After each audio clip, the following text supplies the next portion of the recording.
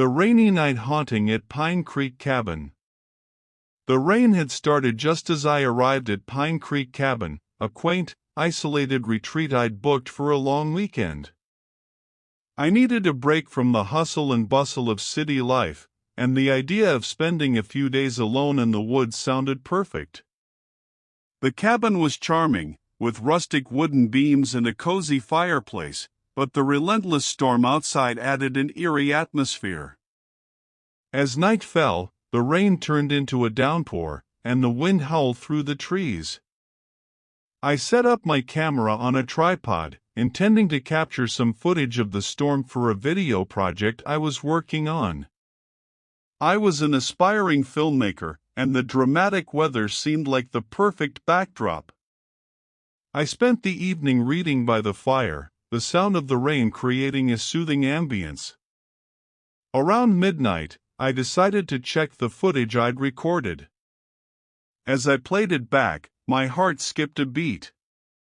There, in the background, was a faint, ghostly figure standing near the edge of the forest, watching the cabin. I felt a chill run down my spine. I rewound the footage and watched it again, but the figure was still there, motionless and eerie. I tried to convince myself it was just a trick of the light or a smudge on the lens, but deep down, I knew something was wrong. I set the camera to record continuously and went to bed, hoping to get some sleep despite my unease. The storm showed no signs of letting up, and the wind rattled the windows, making it hard to relax. Sometime in the middle of the night, I was jolted awake by a loud bang. I sat up, my heart pounding, and listened. The rain was still pouring, but there was another sound, a low, whispering voice. I couldn't make out the words, but it seemed to be coming from outside. I grabbed my flashlight and crept to the window. Peering out, I saw the ghostly figure again, this time closer to the cabin.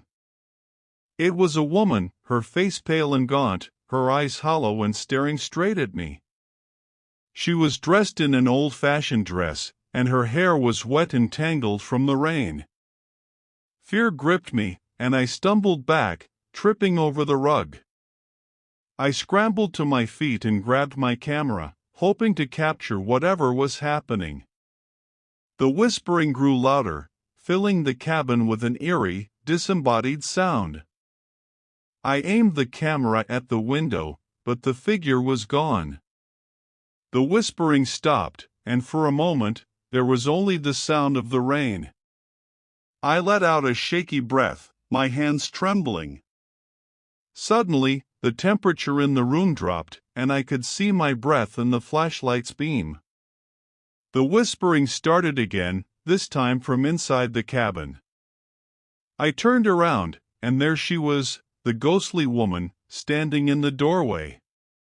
Her eyes locked onto mine, and she started to move towards me, her movements slow and deliberate. I felt an overwhelming sense of dread wash over me, and I backed away, my camera still recording. The whispering grew louder, almost deafening. The woman's mouth moved as if she were trying to speak, but no sound came out. I could feel the cold radiating from her, chilling me to the bone. Panic set in, and I ran for the door, flinging it open and dashing into the storm. The rain pelted down on me, and the wind howled, but I didn't stop running until I reached my car. I jumped in, started the engine, and sped away from the cabin, my heart racing. When I reviewed the footage later, I saw her, the ghostly woman, her eyes filled with sorrow and pain. The whispering was clear in the recording, sending chills down my spine. I never went back to Pine Creek Cabin. The memory of that rainy night and the ghostly encounter caught on camera still haunts me. I don't know who she was or why she appeared, but I know I'll never forget the terror I felt and the sorrow in her eyes.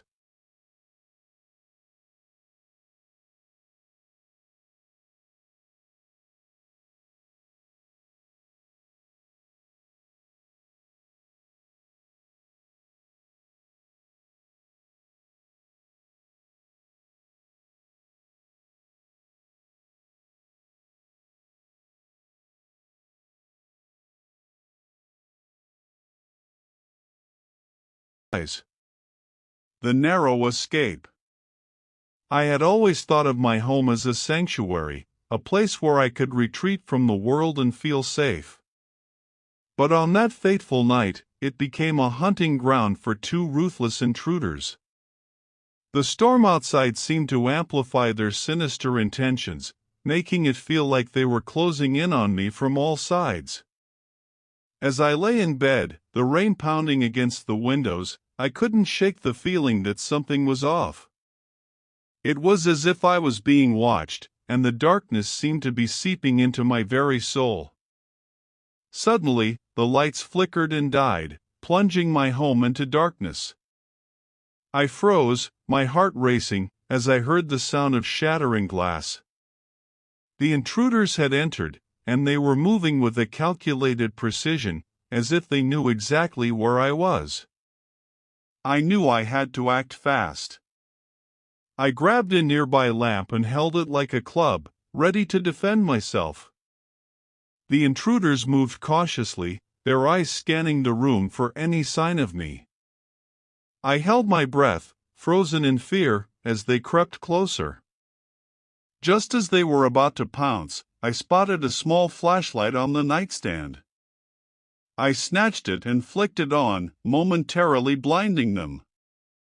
Seizing the opportunity, I made a break for the door, hoping to outrun them. The storm raged on outside, making it difficult to see or hear anything clearly. I stumbled through the darkness, tripping over furniture and dodging debris. The intruders were hot on my heels, their heavy breathing and labored footsteps echoing through the night. As I burst through the front door, I felt a rush of fresh air and the cool rain on my face. I didn't stop running until I reached the safety of a nearby neighbor's house, where I collapsed, exhausted and shaken. The police arrived soon after, and we managed to apprehend the intruders. But the memory of that terrifying night still haunts me, a constant reminder of the horrors that lurk in the shadows, waiting to strike.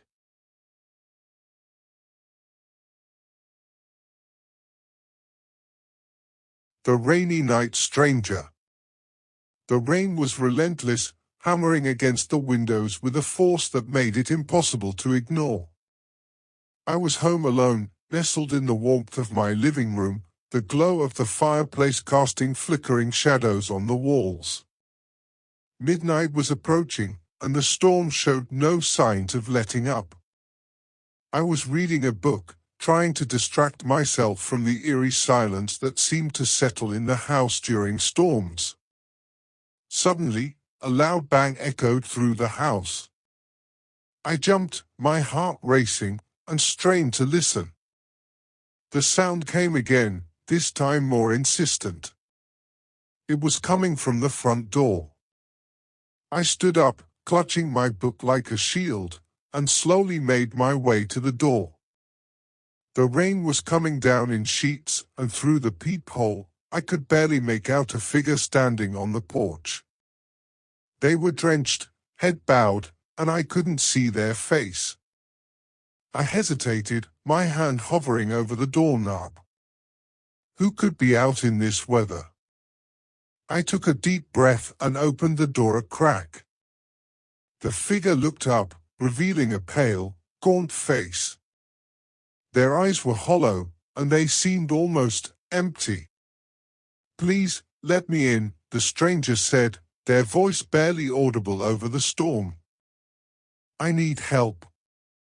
Against my better judgment, I opened the door wider and gestured for them to come in. They stepped inside, water pooling around their feet on the hardwood floor. I closed the door and turned to face them, trying to hide my unease. "Are you okay?" I asked, my voice trembling slightly. The stranger didn't answer. Instead, they looked around the room, their eyes darting to the dark corners. A chill ran down my spine. Something about their presence felt wrong. "I got lost in the storm," they finally said, their voice flat and emotionless. "I need to use your phone." I nodded and handed them my phone, watching as they dialed a number. They spoke in hushed tones, too low for me to hear, then handed the phone back to me. I glanced at the screen. The call had lasted only a few seconds. "Thank you," they said, their eyes now fixed on me. "I'll wait here until help arrives." I nodded again, feeling a growing sense of unease. I moved back to the living room, trying to put some distance between us. The stranger followed, their footsteps eerily silent on the floor. We sat in silence, the rain pounding against the windows. I couldn't shake the feeling that I was being watched. I glanced over at the stranger, and they were staring at me with an intensity that made my skin crawl. Minutes passed, feeling like hours. Finally, I couldn't take it anymore. "I think you should go now," I said, my voice shaking. The stranger didn't move. They just stared at me, a slow, unsettling smile spreading across their face. "Thank you for your hospitality," they said, their voice dripping with sarcasm. "But I'm afraid I can't leave just yet." My heart pounded in my chest as I backed away. The stranger stood up, their eyes never leaving mine. The room seemed to grow colder, and the shadows deepened. Suddenly, the lights flickered and went out, plunging the house into darkness. I fumbled for my phone, it screened the only source of light. When I looked up, the stranger was gone. I searched the house, my heart in my throat, but there was no sign of them. It was as if they had vanished into thin air.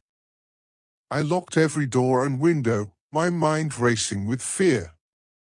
The rain continued to pour outside, and I spent the rest of the night huddled on the couch, unable to shake the feeling that I wasn't alone. When morning finally came, I was exhausted and shaken, but the stranger was nowhere to be found. I never found out who they were or what they wanted. But the memory of that rainy night, and the eerie, hollow eyes of the stranger, still haunts me.